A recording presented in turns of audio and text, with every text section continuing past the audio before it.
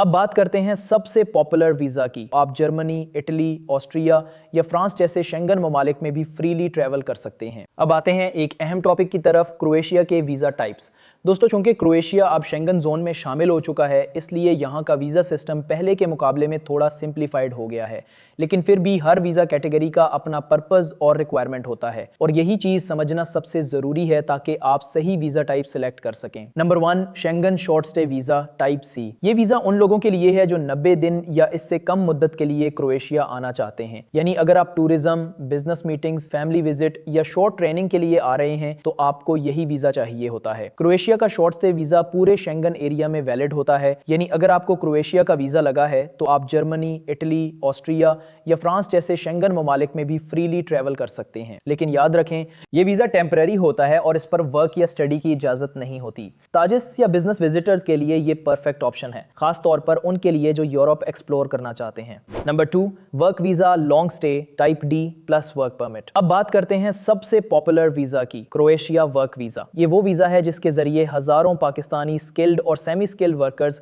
हर साल क्रोएशिया जा रहे हैं। इस प्रोसेस का पहला स्टेप होता है जॉब ऑफर। आपको पहले क्रोएशिया की किसी रजिस्टर्ड कंपनी से जॉब ऑफर लेटर लेना होता है। उसके बाद वो एम्प्लॉयर आपके लिए वर्क परमिट की application Croatian ministry of interior में सबमिट करता है। जब अप्रूवल आ जाती है तो आप पाकिस्तान में क्रोएशियन एम्बेसी के जरिए D type long stay visa के लिए अप्लाई करते हैं। ये वीजा आमतौर पर 1 साल के लिए इशू होता है और जॉब कॉन्ट्रैक्ट रिन्यू होने पर आप इस वीजा को भी एक्सटेंड कर सकते हैं। क्रोएशिया में खास तौर पर construction, hospitality, logistics, agriculture, fisheries, manufacturing और क्लीनिंग सर्विसेज में फॉरेन वर्कर्स की बहुत डिमांड है। इसीलिए हुकूमत ने रिसेंट ईयर्स में thousands of new Kota's issue किए हैं ताकि नॉन ईयू वर्कर्स लीगली आ सकें। Number 3, student visa long stay for study purpose. अगर आप यूरोप में स्टडी करना चाहते हैं लेकिन हाई कंपटीशन या हाई ट्यूशन फीस से बचना चाहते हैं तो क्रोएशिया एक एक्सीलेंट ऑप्शन है। क्रोएशिया में यूनिवर्सिटीज जैसे university of Zagreb, Split, Rijeka world ranking में आ रही हैं और ट्यूशन फीस भी बाकी यूरोपियन कंट्री से काफी कम है, अक्सर 2000 से 4000 पर ईयर के दरमियान। स्टूडेंट वीजा के लिए आपको university admission letter, proof of funds, health insurance और एकोमोडेशन प्रूफ दिखाना होता है। स्टूडेंट वीजा पर आपको पर वीक 20 आवर्स काम करने की इजाजत होती है और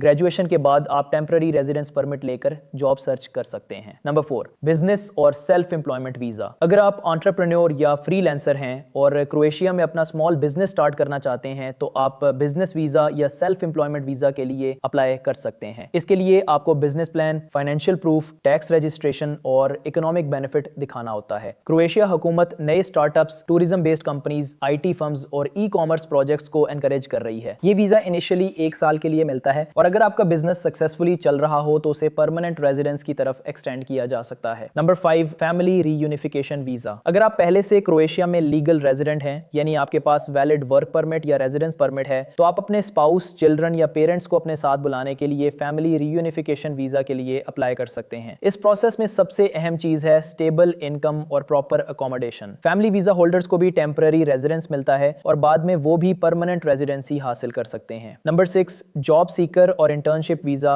लिमिटेड प्रोग्राम्स। क्रोएशिया में अभी तक official job seeker visa Germany की तरह अवेलेबल नहीं है, लेकिन अगर आप किसी इंटर्नशिप, ट्रेनीशिप या ट्रेनिंग प्रोग्राम में एक्सेप्ट हो जाते हैं तो आप टेम्पररी वीजा के जरिए एंट्री ले सकते हैं और बाद में वर्क परमिट में कन्वर्ट कर सकते हैं। ये रूट खास तौर पर यंग ग्रेजुएट्स के लिए यूजफुल है जो यूरोपियन वर्क एक्सपीरियंस लेना चाहते हैं। Number 7, permanent residence and citizenship path. अगर आप क्रोएशिया में 5 साल तक लीगली रहते हैं, चाहे वो वर्क वीजा पर हो, स्टूडेंट वीजा पर या फैमिली रियूनिफिकेशन पर, तो आप परमानेंट रेजिडेंस के लिए एलिजिबल हो जाते हैं और 8 साल मुकम्मल होने के बाद आप क्रोएशियन सिटीजनशिप के लिए भी अप्लाई कर सकते हैं। यही वो स्टेज है जहां आपको EU पासपोर्ट का एक्सेस मिलता है जो पूरी यूरोप में काम करने और रहने की आजादी देता है। क्रोएशिया का वीजा सिस्टम ट्रांसपेरेंट और लीगली मैनेज्ड है। अगर कोई एजेंट आपको कहे कि 2 दिन में वर्क परमिट आ जाएगा तो समझ जाएं वो स्कैम है, क्योंकि हर वीजा के लिए ऑफिशियल अप्रूवल प्रोसेस होता है। अगर आप genuine documents, real job offer और पेशेंस के साथ अप्लाई करें तो क्रोएशिया वाकई आपके लिए यूरोप में एंट्री का गोल्डन गेट बन सकता है।